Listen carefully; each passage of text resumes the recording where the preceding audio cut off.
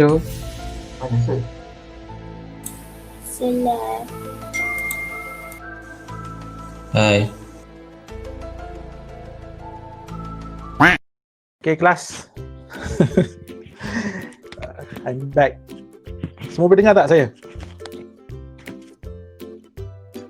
Boleh sir. Boleh sir. You guys nak tahu tak apa berlaku tadi? Kenapa sir? Anak saya pergi tutup wifi kat rumah.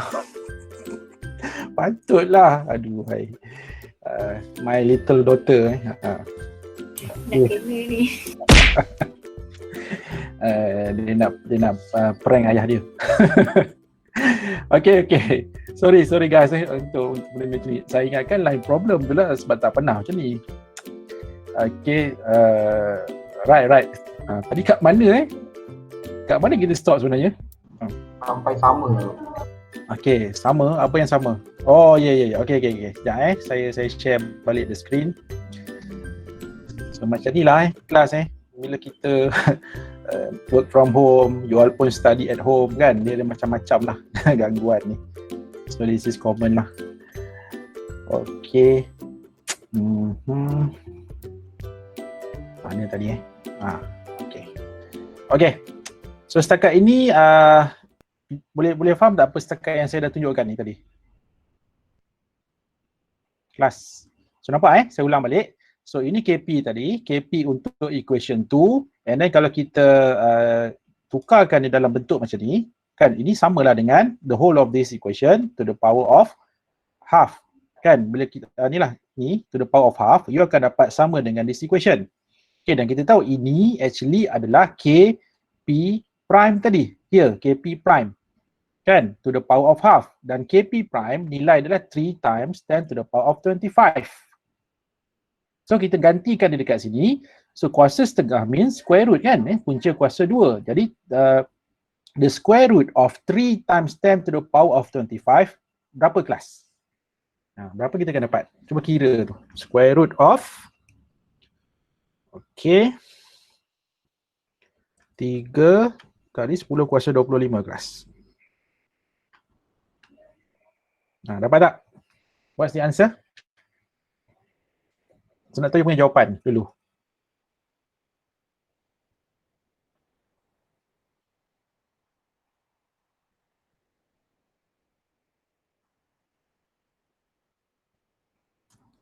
Come on, anyone? 5.48. 5 point, ya betul you akan dapat 5.48, betul lah tu. Okay, 5.48 times 10 to the power of berapa? 12. Betul tak? 12. Okay, nampak? So inilah dia punya KP dia. Kita baru kira KP tau, kita belum habis lagi ni. Kita baru selesai untuk KP kelas. Okay, KP. And then the next step is kita nak calculate KC. Okay, dah ingat lagi tak apa hubungan antara KP dengan KC? KP equals to KC times RT to the power of delta N. Ni yang kita akan apply this equation class. Kita akan apply this equation, hubungan antara KP dengan KC. So since KP kita dah tahu, ni yang kita dah kira tadi, 5.48 times 10 to the power of 12, so this is KP. And then R, gas constant, T, temperature. And remember, since benda ni, equation dia kan dia datang daripada ideal gas equation kan. So maksudnya temperature, kita kena convert dulu kepada Kelvin. Okay, we need to convert to Kelvin. Okay, delta N. Untuk this system, apa delta N dia kelas? Apa delta N dia?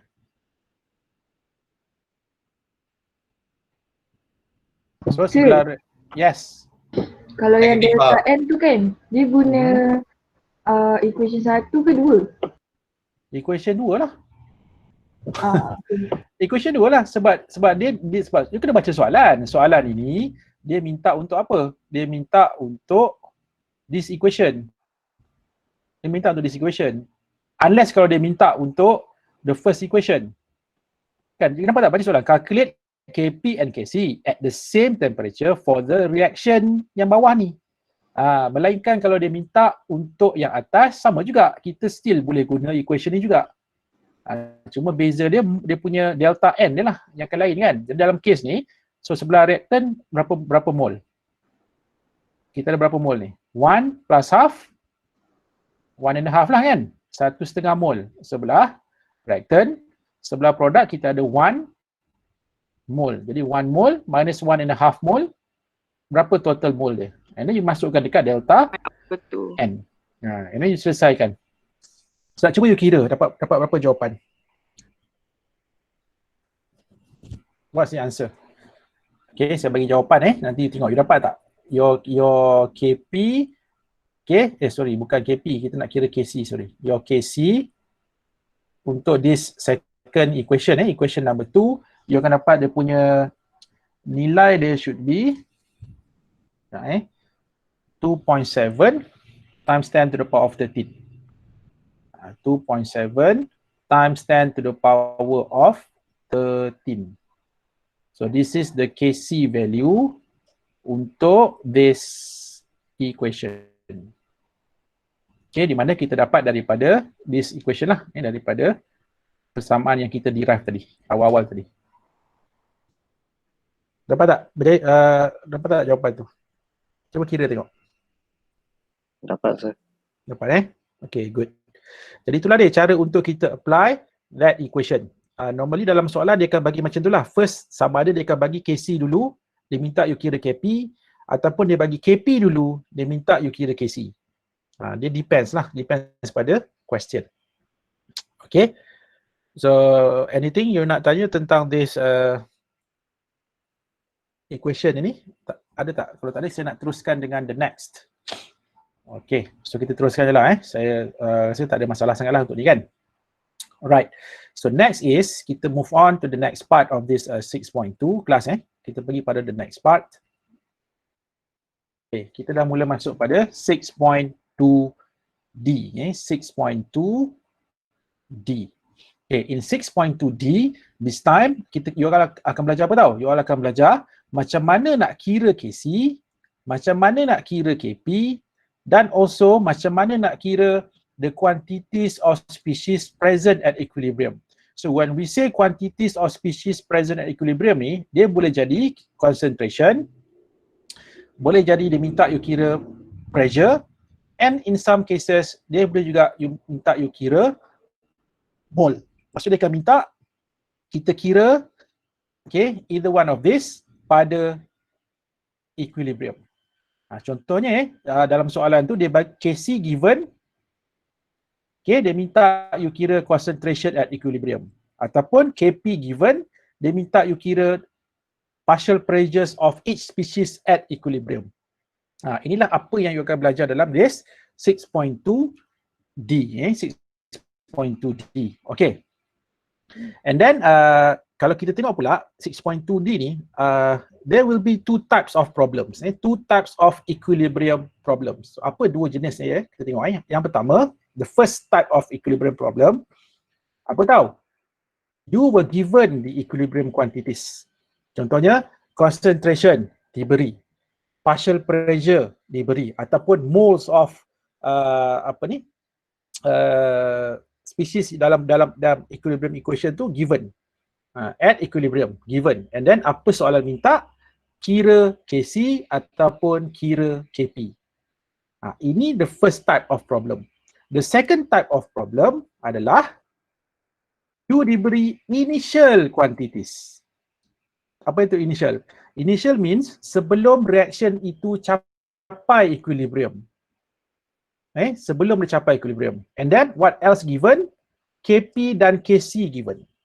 KP atau KC given. Dan soalan akan minta apa? Soalan akan minta you kira apakah equilibrium quantities. Contohnya macam ni, saya bagi satu contoh. Dalam soalan itu, kita diberi initial concentration. Okay? Dan juga diberi KP ataupun KC. Ataupun diberi juga initial atau initial partial pressures. And then apa soalan tanya? Apakah concentration ataupun apakah partial pressures of the species involved pada equilibrium. Nampak tak? Ada dua jenis. And there are two types of problems. Okay, and for these two types of problems, walaupun dua problem ni berbeza jenis, tetapi dua-dua ni melibatkan satu kaedah yang sama untuk kita nak solve dia. Di mana you all akan gunakan satu table, satu jadual yang dikenali sebagai ICE table. kita akan gunakan ICE table. Apa ICE table ni? Sir ni biar betul ICE table. Ada ke table made of ice kan? Bukan ice tu kan? Ini tak ada saja je saya letak gambar ice cube ni. Okay, so ICE ni actually stands for ICE. Nampak? ICE. So apa itu ICE? Kita tengok on the next slide. Kita tengok on the next slide. Okay. ICE ataupun ICE table ni sebenarnya nama dia yang betul lah reaction table kelas. Nama table tu lah reaction table. Cuma kalau kita guna reaction table tu dia sounds macam agak boring sikit kan. Kalau kita guna ICE table nampak cool sikit kan. Nampak catchy sikit. Lepas tu dia dapat nama ICE table. Okay, so what is ICE table? Apa itu ICE table sebenarnya kan? Table ni bukan meja, table ni jadual. Kan ingat meja pula kan. Okay, so I stands for initial quantities. Kelas, initial quantities. Okay, so initial quantities ni boleh jadi apa tau? Boleh jadi initial concentration atau in some cases boleh jadi initial partial pressure ataupun boleh juga initial mole. Initial means pada permulaan, sebelum reaction itu capai equilibrium. Sebelum dia capai equilibrium, pada peringkat awal. Itu maksud initial quantities. Okay, C. C stands for changes in quantities. Perubahan quantities. Contohnya kita tahu. Contohnya reactant kan? Reactant, bila you buat reaction, kan? Apa berlaku pada reactant? Concentration dia akan berubah. Di mana concentration dia akan decrease. Kenapa decrease? Sebab dia dah mula hasilkan products. Nampak tak? Jadi concentration of reactant akan decrease, concentration of products akan increase. Same goes to partial pressures. Nampak tak? Kalau kita start dengan suatu gas, contohnya kan, suatu gas, apa berlaku? Gas itu decompose jadi from gas A, decompose jadi gas B. So what will happen to gas A? So gas A, dia akan berkurangan. So bila gas A berkurangan, apa jadi? Partial pressure dia akan berubah. Sama juga dengan dia punya mole. Mole dia juga akan berubah. Jadi itu yang dimaksudkan dengan changes in quantities. So changes in quantities ni kita guna simbol delta ni kelas. So dia boleh jadi changes in concentration, okay, ataupun changes in partial pressure, and sometimes kita juga boleh guna changes in moles. Itu maksud C ni kelas, change. Ini tadi I, initial. Okay, so tadi initial, lepas tu berubah dan reaction tu akan berlaku sampai bila? Sampai bila kelas reaction tu akan berlaku? Sehingga apa? Yes, sehingga equilibrium is reached. Ataupun sehingga dynamic equilibrium is reached. Jadi bila dah capai equilibrium, maksudnya both reactants and both products, okay, both reactants and products dah capai equilibrium, dan apa berlaku? Kita nak tengoklah pula kan, apakah concentration of both reactants ataupun products at equilibrium, ataupun apakah dia punya pressures pada equilibrium, ataupun apa dia punya mole pada equilibrium. So that's why at equilibrium ni kita akan kira apa? Boleh jadi kita kira equilibrium partial pressures, ataupun sometimes kita juga boleh kira equilibrium concentration. EQ ni stands for equilibrium lah, ataupun mole of species at equilibrium. Jadi you kena tahulah table yang kita nak guna tu untuk apa. Normally kita boleh tahu daripada soalan. Depends on, kalau dia bagi KC, kita guna concentration lah. Kalau dia bagi KP, kita guna pressure. Okay, tapi kalau sometimes boleh dia juga, dia bagi KC, lepas tu dia minta kita kira KP. Macam mana? Ingat tak? Guna equation tadi lah. Hubungan antara KC dengan KP. Okay, so kita tengok soalan tutorial you all.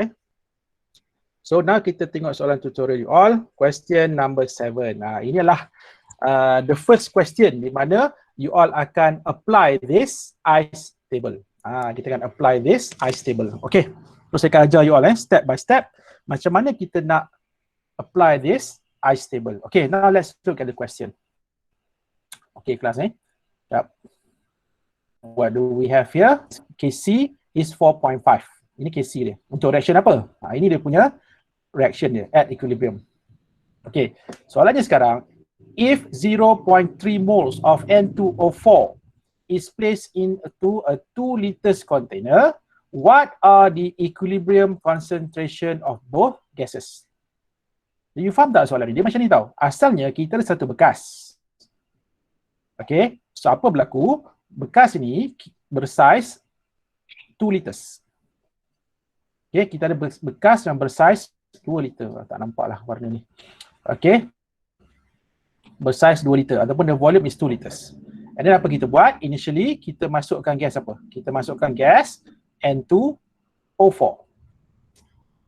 Okay, jadi bila kita initially N2O4 dimasukkan, and then apa kita buat? Gas ini kita biarkan dia decompose. So bila decompose, kan kita dah pernah bincangkan semalam. Apa jadi pada N2O4 bila decompose? Dia akan hasilkan NO2 gas. Kan dia akan hasilkan nitrogen dioxide. Okay, so what happened to N2O4? N2O4 akan starts to decrease. Nampak tak? N2O4 akan mula berkurangan. And at the same time, NO2 akan mula bertambah. Jadi proses pengurangan N2O4 dan proses pertambahan NO2 ni akan berlaku sampai bila? Sampai both of these reach equilibrium.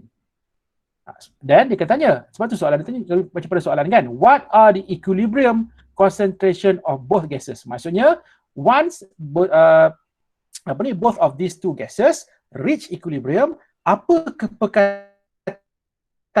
Itulah soalan ni all about. Jadi to solve this question, kita kena apply ice table tadi. Sekarang saya nak ajar you all macam mana kita nak gunakan ice table. Okay. So bila nama dia ice table, you buat pastikan bila you jawab nampak macam table lah jadual Okay, kalau buat garisan ni pastikan guna ruler jangan freehand pula. Okay, so kita ada ni. So firstly nak apply ice table ni, kita akan write the equation dulu class. Ingat, always begins with the equation. Balance equation. Okay, tak cukup tu, bukan balance saja. Balance equation together dengan dia punya phases. Baru lengkap. So this is the equation of the reaction at equilibrium. Okay, so kita nak apply ice table kan. So ice table ni first kita start dengan initial concentration. Initial dulu. Okay. Since kita tadi start dengan apa? N2O4 kan dalam bekas kan. So initial concentration macam nak kira? Macam nak kira kelas? How to calculate in NO2? NO2. So initial kita N2O4 ke NO2? N2O4. N2O4 kan? Yes, mole over volume. Gunakan mole yang diberi tu, you bahagikan dengan volume dia. So kita ada 0.3 moles, okay, divide by 2 liters. 0.3 moles divide by 2 liters. So you akan dapat 0.15 mole. So this is the initial concentration of N2O4. Okay, berapakah initial concentration of NO2 class? 0.3. Darat 2. Darat 2? Ya ke darat 2? Ya ke darat 2? Kelas initial concentration. 0. Kosong. Kosong. Kan initial tu masuk initial mula-mula. Kan soalan bagi tahu kita start. You all ingat tak kita semalam yang saya tunjukkan 3 graf tu? Ada 3 case. Ingat tak 3 case tu? Kita start dengan N2O4, kita start dengan NO2, kita start dengan dua-dua. Dalam case ni, ini kita start dengan N2O4. Bila kita start dengan N2O4, maksudnya initially NO2 okay, was not present yet. Belum ada lagi. NO2 belum lagi terhasil. Belum lagi kelas. Belum lagi. Sebab initially kita masukkan N2O4 dulu. Dia akan ada bila tahu?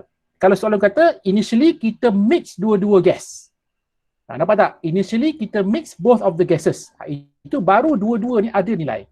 Tapi bila kita start dengan salah satu sahaja, maksudnya that's why N2O4 ada nilai sebab kita start dengan N2O4. NO2 belum lagi sebab N2O4 belum lagi decompose. Kan? Cuma bila N2O4 masuk saja dalam bekas bertutup itu, apa berlaku?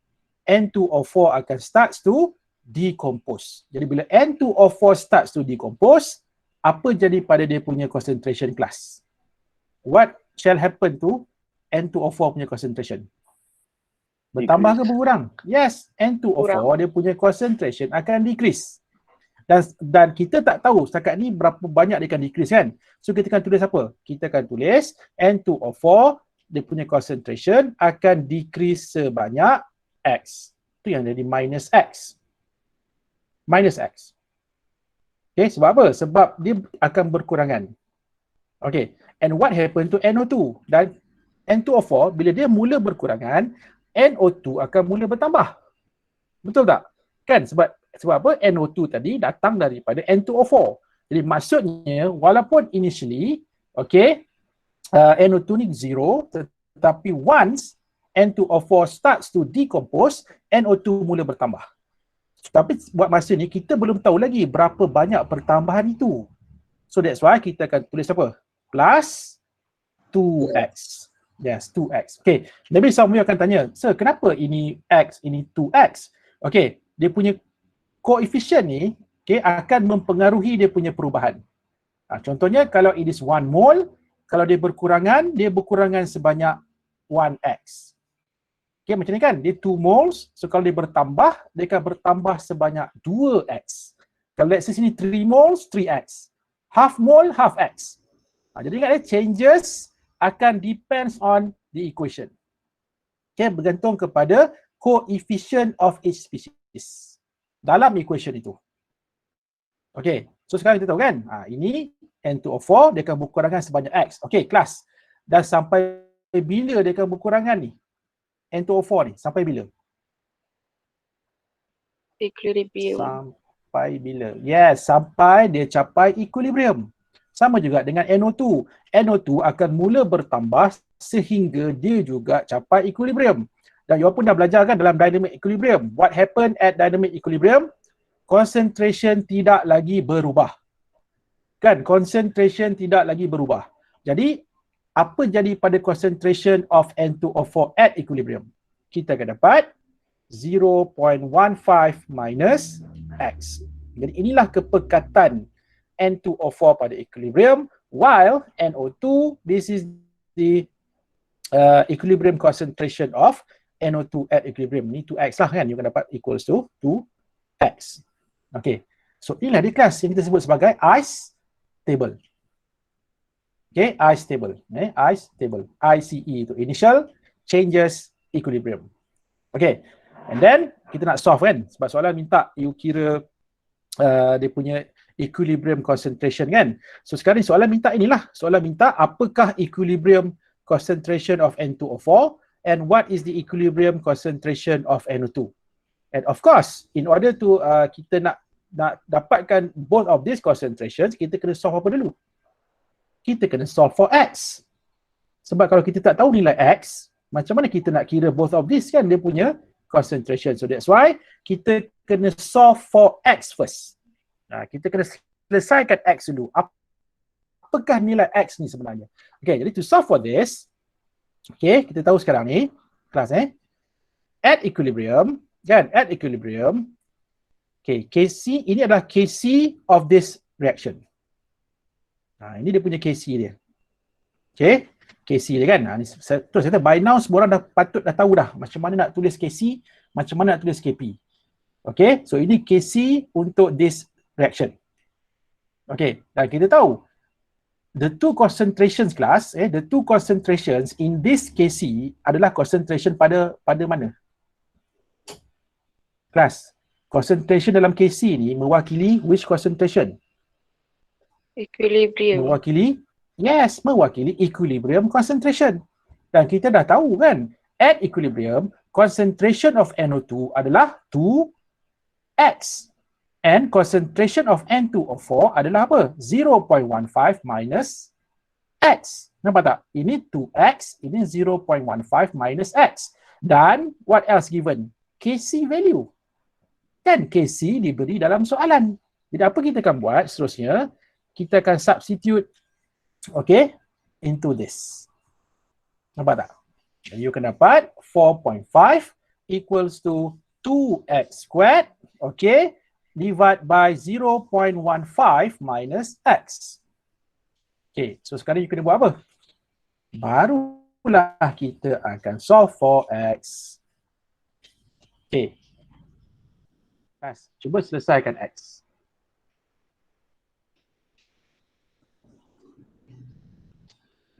Cuba selesaikan X. Okay.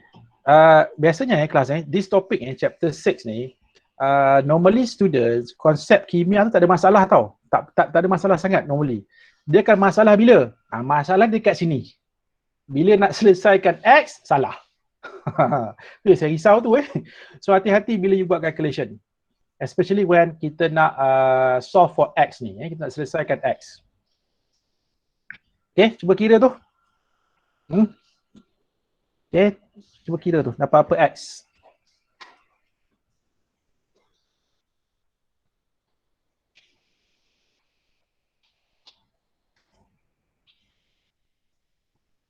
Anyone?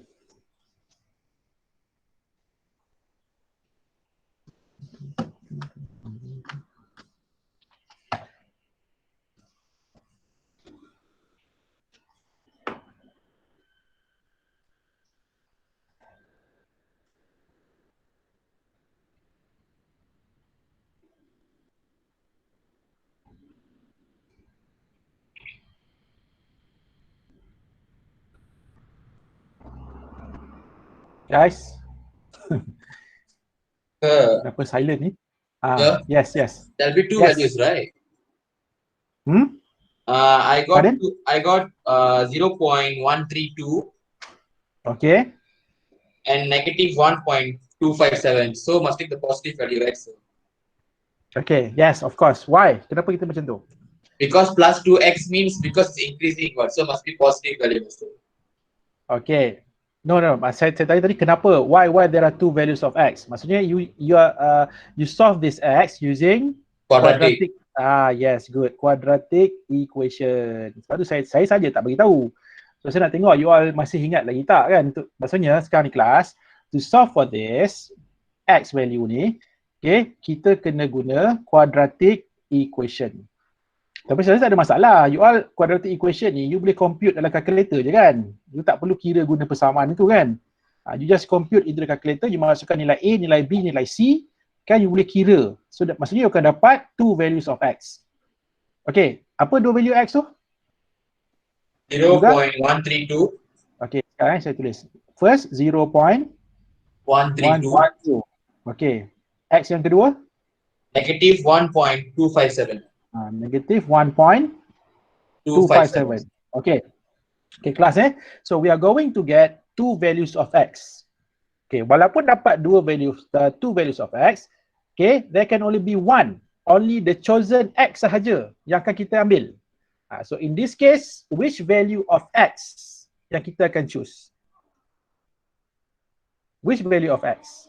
Positive. Yeah. Okay, dalam this case, kita akan ambil the one yang akan memberikan positive value. Okay, dia macam ni. Saya tak nak you salah faham Bila kita solve for quadratic equation ni kelas, kita akan pilih nilai X itu sebab ada yang biasanya sudah akan fikir macam ni. Okay, bila ada dua value of X, kita akan ambil yang positif. Saya nak tanya, is it always positive value untuk kita kena ambil? Adakah kita ambil positive value? Kan? Tak semestinya kan? Okey. So siapa yang berpegang pada ni saya sebut pada satu pegangan lah. Kata yang ada satu kelompok ni berpegang, okey, kita kena pilih X yang positif. Kita tak nak yang negatif. Negatif semua kita tak nak. Kita nak yang positif aja. Okey, mungkin betul. Tapi macam mana kalau you dapat X dua-dua negatif? Kalau you dapat X dua-dua negatif, yang grup tadi yang sentiasa positif tu dia nak pilih mana? Nak pilih mana? Ini nampak tak? Dia macam ni. Sebenarnya nak pilih nilai X ni, dia bukan kita ambil mana yang positif. No. Yang betulnya macam mana tahu kelas? Macam ni. Yang betulnya adalah bila kita substitute nilai X itu dalam ice table tadi, okay, katakan kita nak kira equilibrium concentration kan? Okay, pastikan bila kita gantikan dalam table, you akan dapat positive concentration. Itu yang betul. Bukannya kita pilih mesti kena positif, ambil yang positif. Negatif kita tolak. No, tak semestinya. Sebab kadang-kadang bila you solve for X, you akan dapat both negatif. Kan, dua-dua negatif. Jadi kalau dua-dua negatif, nak pilih mana kan? Jadi sebenarnya yang betul, bila kita ambil nilai itu, kita gantikan dalam table, you akan dapat concentration positif. Sebab apa? Sebab concentration is a measurement.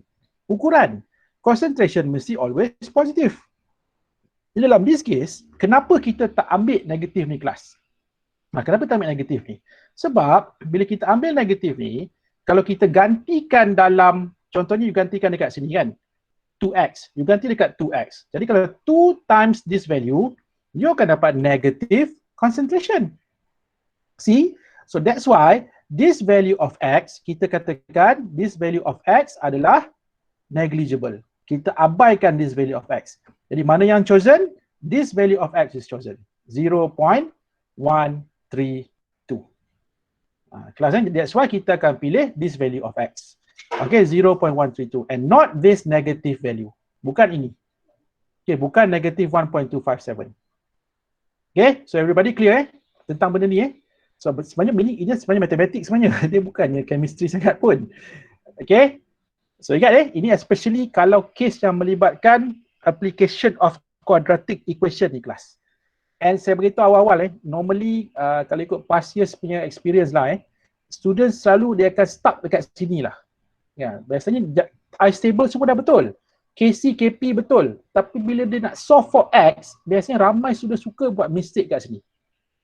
Okay, jadi please, okay, saya harap tolong jangan buat kesilapan ni lah. Kerana sayang lah rugi markah you. You dah faham konsep kimia tu, tapi bila mengira tu yang salah. Okay, jadi in this case, the value of X yang kita akan pilih adalah 0.132. Kita akan dapat 0.132. 132 ke 134? Saya dapat 134. 134 Juga. Kenapa dia kata 132? 132 ke 134? 134 Semua orang, do you agree 134? 134 Before. Siapa tadi? Juga. Mana Juga? Betul. Mana you dapat 132? I think saya wrongly calculated. Okay, terbetulkan bukan 132 lah. Saya pun tak sempat nak kira ni saya bergantung pada jawapan you all ni. Okay, jadi sebetulnya 134 kan. Jadi sekarang you faham kenapa mana datang this 0.134. Ini asalnya dia ada dua values lah. Dia ada two values of X sebenarnya. Jadi kita akan ambil this value. Sebab apa? Bila kita substitute dalam table, you akan dapat positive concentration. Okay, and then once kita dah dapat this X ni, since kita nak kira apa? Equilibrium concentration. So therefore, kita akan substitute this value. Okay, for example kita nak kira concentration of N2O4 at equilibrium. Okay, so ini bukan 0.1 0.15 sorry, 0.15. Okay, minus X. You solve for this, you akan dapat berapa? Kawan? Tolong kira.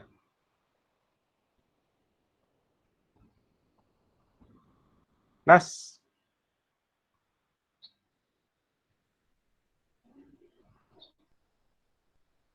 0.016. Okay, kita dapat 0.016. Okay, betul. 0.016 molar. Okay, how about NO2 at equilibrium?